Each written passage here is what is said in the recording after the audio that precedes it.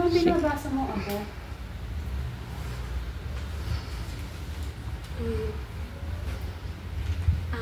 Lala, tungkol po ito sa EDSA Revolution. Ang ganda ng kwento mo, pero totoo siya. Totoo nga ako. Naranasan ko din yan. Ang daming tao, punong pag-asa sa mga mata nila. Wow, Lala, tingnan mo, ang dami nilang tao para sa demokrasya, para sa pagbabago. Para sa kalayaan, Apo, para sa ating bansa. Ito ang kwento ng people power. Isang mahalagang bahagi ng ating kasaysayan. Sasabihin ko sa iyo kung paano nagbago ang Pilipinas sa tapak at pananalig ng mga Pilipino.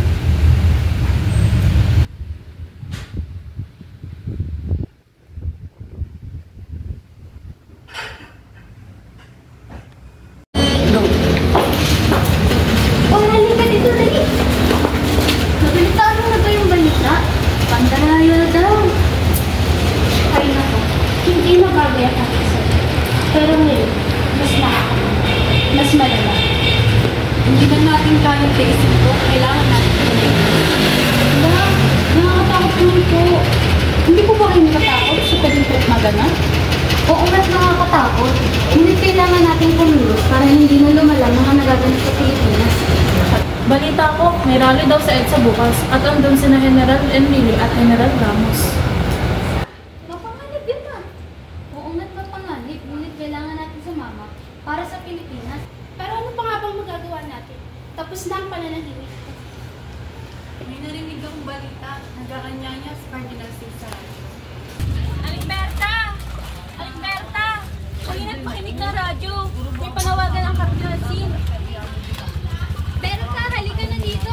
Buksan mo na ang radyo at pakinggan ang sasabihin ni Cardinal. O eto na, manahimik na kayo at tayo makinig. Mga kababayan, ito ang tawag ng inyong konsensya. Ang iyong bayan ay nangangailangan ng inyong tulong. Pumunta kayo sa EDSA, ipakita natin sa buong mundo ang lakas ng ating pananampalataya at pagkakaisa para sa kalayaan, para sa demokrasya, ipaglaban natin ang Ano ating kaya Pilipinas. mangyayari sa Pilipinas? Puro na lamang gulo.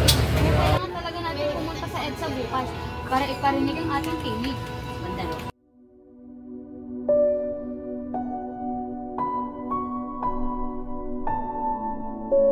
Hindi na natin kayang suportahan si Marcos. Oo nga eh. Nakita na natin ang katotohanan. Tama na ang gulo. Gusto ko na lang ng kapayapaan. Pero anong gagawin natin? Anong mangyayari sa atin? Sama na lang tayo sa sambayanan para sa demokrasya ng Pilipinas.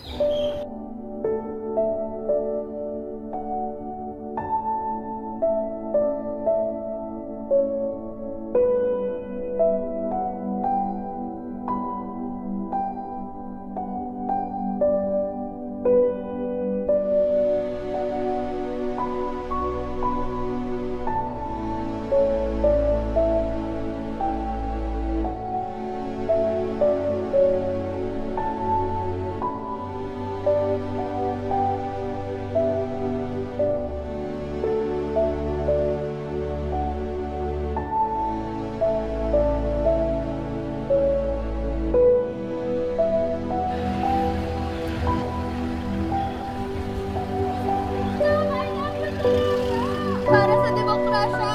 Para sa ating mga anak!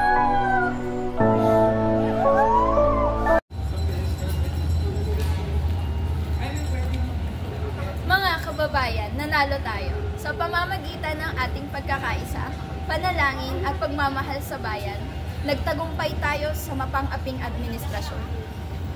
Mabuhay ang Pilipinas! Para sa kapayapaan! Para sa kalayaan ng Pilipinas! Doon nagtatapos ang kwento, Apo. Sa EDSA Revolution ngayon ay alam mo na ang kaganapan tungkol dito. Kaya po pala mas importante pag-alaman natin yung kasaysayan mo. Para, alam niyo po doon, mas magiging okay na po tayo ngayon sa kalayaan. Tama ka, Apo. Ang kasaysayan ay gabay sa ating kinabukasan.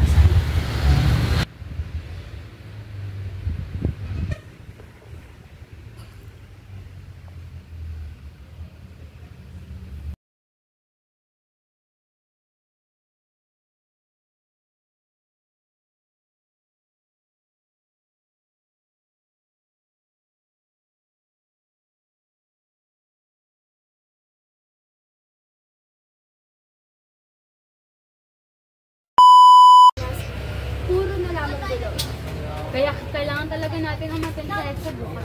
Umattend? Hindi na natin kaya suportan. Tama na lang tayo sa taong bayan para sa demokrasya ng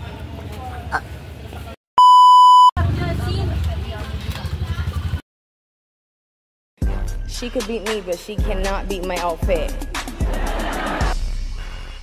Sarap ng Pinay!